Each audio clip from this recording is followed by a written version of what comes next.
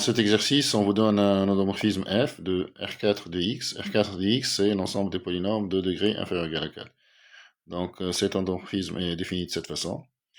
On vous demande de calculer f en f, et puis de donner une base de cœur de f et une base de l'image de f. Allez, je vous laisse cliquer sur pause, réfléchir à tout ça, et puis revenir à la vidéo pour voir le corriger. Allons-y donc pour la première question. Donc on va calculer f en f. Donc je vais faire f en f de p. Donc c'est quoi f en f de p? C'est f de p. Et f c'est défini de cette façon-là. Donc c'est quoi f de p? Donc c'est 1 moins x fois f de p appliqué à 0 plus x fois f de p appliqué à 1. Et donc, je vais dire ce que c'est que f de p appliqué à 0 et f de p appliqué à 1. Donc, f de p, c'est 1 moins x fois p de 0 plus x fois p de 1. Donc, c'est quoi f de p appliqué à 0? Ça consiste à prendre x égale à 0. Donc, j'aurai 1 moins 0, 1 fois p de 0 plus x ici est égal à 0, donc 0 fois p de 1, donc j'aurai que p de 0. Maintenant, qu'est-ce que c'est que f de p appliqué à 1? Donc, ça consiste à prendre x égale à 1 ici. Donc, 1 moins x, c'est 0, plus x fois p de 1, x égale à 1, donc ça fait p de 1. Donc, je trouve que f de p appliqué à 0, c'est p de 0, et f de p appliqué à 1, c'est p de 1. Donc, revenons à f en f de p. On a dit que ça, c'est 1 moins x fois f de p appliqué à 0, mais f de p, donc il est là, f en f de p. Donc 1 moins x fois f de p appliqué à 0, mais f de p appliqué à 0, c'est, on dit que c'est p de 0, plus x fois f de p appliqué à 1, et f de p appliqué à 1, c'est p de 1. Donc on trouve la même chose que f de p. Donc f en f de p est égal à f de p, donc ceci veut dire que on a donc f en f qui est égal à f. Passons maintenant à la deuxième question. Donc là, on va calculer ou on va trouver une base à quart de f, une base à im de f.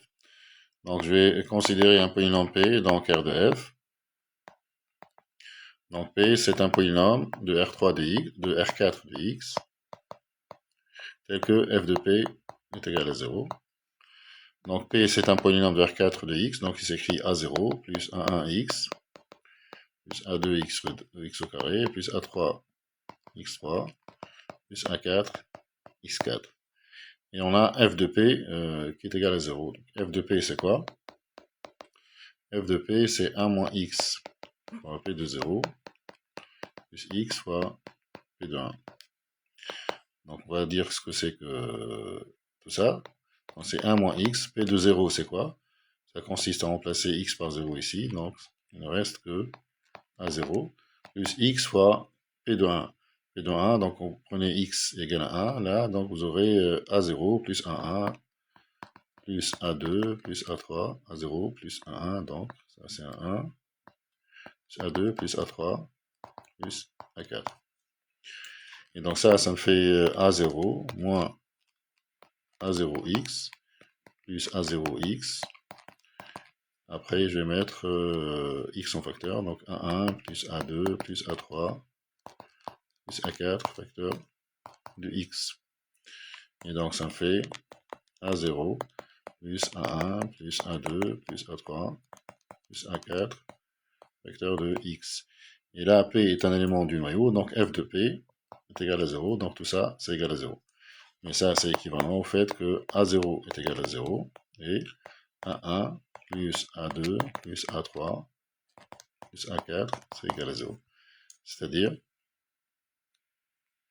voilà, pour la deuxième partie, je vais dire que A1, c'est moins A2, moins A3, moins A4. Donc revenons à P, donc P,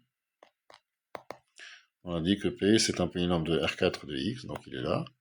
Je vais réécrire P, donc P c'est A0, mais A0 c'est égal à 0, plus A1X, plus A2X2, plus A3 X3, plus A4 X4.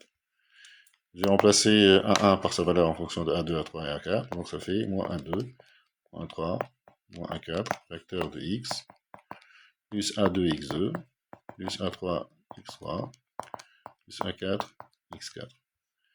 Et là, je vais mettre A2 en facteur, donc ça fait A2 facteur de X au carré moins 1. A3 en facteur, ça donne X3 moins 1. Plus A4 en facteur, X4 moins 1. Donc là, vous voyez qu'un polynôme P appartient à Ker de F, si seulement si, il s'écrit sous cette forme-là. Et donc ceci veut dire que Ker de F est engendré par ces trois polynômes, x carré moins 1, x3 moins 1 et x4 moins 1. Vous voyez bien que Ker de F, c'est le sous-espace vectoriel engendré par ces trois vecteurs. Ceci vient du fait que on a trouvé que P est un polynôme de Ker de F, si seulement si il s'écrit sous cette forme-là. Donc la famille qui est là est une famille génératrice. On peut montrer facilement qu'elle est libre, donc on va dire que je vais appeler B cette famille.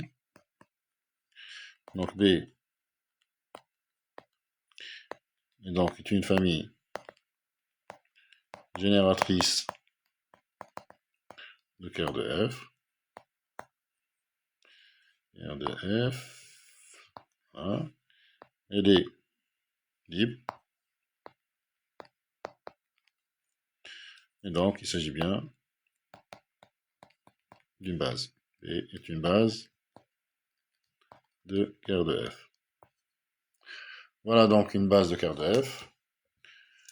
Essayons maintenant de trouver une base de l'image de F. Mais avant ça, je vais calculer la dimension de l'image de F. Donc, que me dit le théorème du rang? Donc, le théorème du rang dit la chose suivante. La dimension de l'espace de départ, qui est R4 de X, c'est la dimension du noyau, de F, plus la dimension de l'image.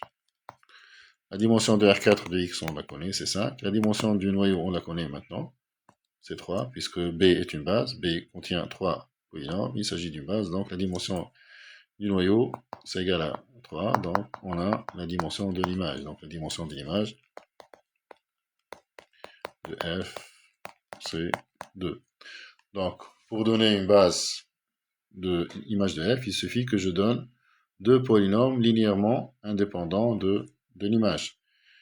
Eh bien, je vais prendre des polynômes faciles, je vais prendre f de 1. f de 1, c'est un élément de l'image. Mais f de 1, c'est quoi?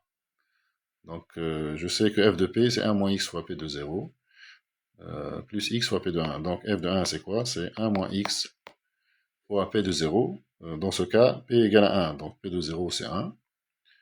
Plus x fois p de 1. Et p de 1, c'est toujours 1 ici. Donc, voilà ce que c'est que f de 1. Donc, ça fait 1 moins x plus x. Donc, ça fait 1.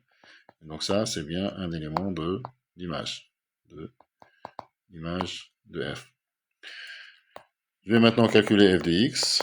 f de x, donc, c'est 1 moins x fois p de 0. Dans ce cas, donc, p est égal à x. Donc, p de 0, c'est 0. Donc, j'aurai ici 0. Plus x fois p de 1. Et donc, là, p de 1, c'est 1. Voilà, donc ça me fait x, et donc ça, c'est un deuxième élément dans l'image. Et donc, la famille qui est là, 1x, c'est une famille, je vais dire qu'elle est libre, vous voyez facilement qu'elle est libre, donc c'est une famille libre de im de f. Je sais que la dimension de l'image de f, donc la dimension de im de f, je sais que ça, c'est égal à 2. J'ai une famille de deux vecteurs de l'image qui est libre, donc cette famille est forcément une base de im de f. Donc 1x est une base de l'image de f. Voilà donc pour cet exercice. J'espère que ceci vous sera utile. N'oubliez pas s'il vous plaît de liker cette vidéo et de vous abonner à notre chaîne. À bientôt.